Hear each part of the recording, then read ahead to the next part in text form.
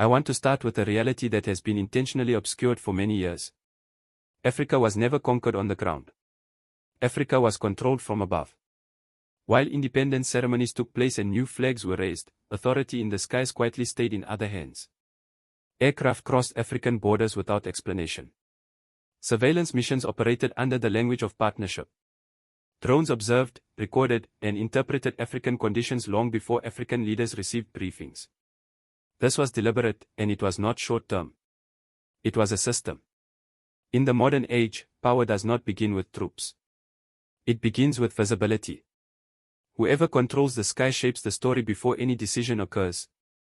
Before a crisis is announced, before justifications are written, threats are defined from above, responses are prepared, and interventions are framed as unavoidable. For years, Africa lived beneath open skies.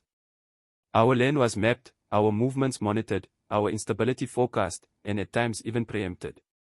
Decisions affecting millions were formed overhead and later presented as security needs or unavoidable measures. That imbalance has now reached a breaking point. Across the continent, a new awareness is taking shape. One grounded in consciousness rather than permission. Sovereignty does not stop at the ground. Freedom does not end at the horizon. A nation that cannot see its own sky does not fully command its future.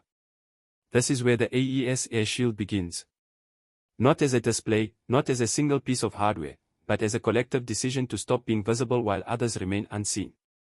The world is still adjusting to this change, but the shift is already underway. Once control of the sky changes, everything below it adjusts as well. To understand why the AES Air Shield matters, we must be honest about how control of African airspace was lost without invasions, without declarations, and without resistance. After independence, many African states gained borders but not full authority. Air defense systems were outdated, incomplete, or deliberately fragmented. Radar covered capitals but left corridors open. Training relied on foreign partners. Intelligence arrived filtered through interests that were never neutral. The absence was not courage. It was visibility. This created a structural imbalance.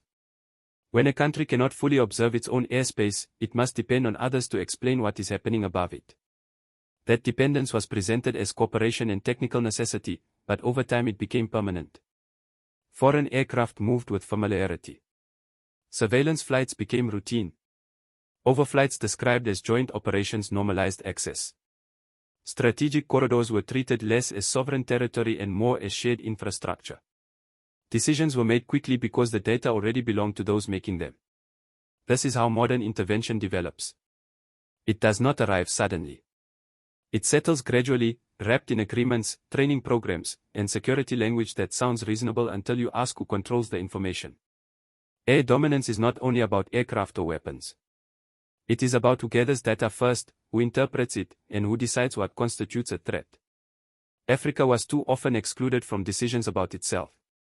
We were informed rather than consulted, briefed rather than empowered.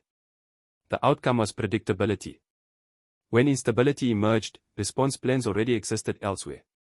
When narratives formed, they were shaped before African voices entered the discussion. Sovereignty became reactive instead of directive. AES Air Shield breaks the cycle through clarity rather than confrontation, through awareness rather than escalation. A country that cannot see its own sky negotiates from blindness. Restoring that sight is not aggression. It is recovery. Many want the AES Air Shield to appear simple because simple things are easier to dismiss. A single missile system. A foreign platform. One technology that can be sanctioned or undermined. That framing is convenient and incorrect. AES Air Shield is not a product. It is a structure. It integrates detection, coordination, and decision-making to end dependence on external visibility. It begins with awareness. Layered radar coverage that avoids reliance on one fixed point. Mobile and redundant systems. Low-altitude detection that accounts for drones and surveillance platforms. Systems that adapt, reposition, and resist political pressure as much as technical attack. But technology is only part of the change. The deeper shift is ownership. AES Air Shield places airspace data in African hands, analyzed by African professionals, guided by African priorities. Information is no longer filtered before reaching decision makers. Patterns are no longer explained after actions occur. The sky becomes readable in real time. Equally important is what this framework avoids. It rejects permanent foreign command structures. It rejects intelligence dependence disguised as partnership. Electronic countermeasures exist not for display, but for disruption. The objective is not destruction. It is uncertainty. When unauthorized aircraft lose clarity, when surveillance becomes unreliable, power recalculates. Access is no longer automatic. Negotiation replaces assumption. This is why the system is difficult to photograph, difficult to headline, and difficult to attack directly. It does not announce itself. It alters the environment quietly. The strongest defense forces hesitation before action. AES Air Shield removes the comfort of invisibility. Once that comfort disappears, balance begins to return. If this shift were insignificant, it would already be loudly debated. Analysts would frame it. Media would define it. Silence at this level is never accidental. For decades, access to African airspace rested on unspoken assumptions. Surveillance and reconnaissance were treated as technical routines rather than political acts. That convenience shaped planning and leverage without requiring African consent in real time. AES Air Shield disrupts that ease by changing conditions, not by rhetoric. When African states independently track and analyze their skies, uncomfortable questions emerge. How often was airspace crossed without authorization? How much data was collected without oversight? How many interventions were prepared in advance? These questions affect legitimacy and law. Once raised, they cannot be dismissed. This is why the system is described externally as scattered modernization instead of coordinated transformation. Each upgrade is treated as isolated. The full architecture is never named because naming it forces acknowledgement of a strategic shift already underway. Another source of discomfort is that AES Air Shield does not fit escalation narratives. It is defensive. It is lawful. It removes ambiguity, and ambiguity has always enabled intervention. When speed, silence, and deniability disappear, decisions slow. Airspace becomes politically visible. Operations shift toward diplomacy. Silence becomes delay, but delay does not stop momentum. The shift is already embedded. The world has simply not decided how to admit it. When airspace is no longer open terrain, power reorganizes itself quietly but decisively. Control of the sky changes behavior first. Strategic caution increases. Assumptions erode. Planning becomes deliberate.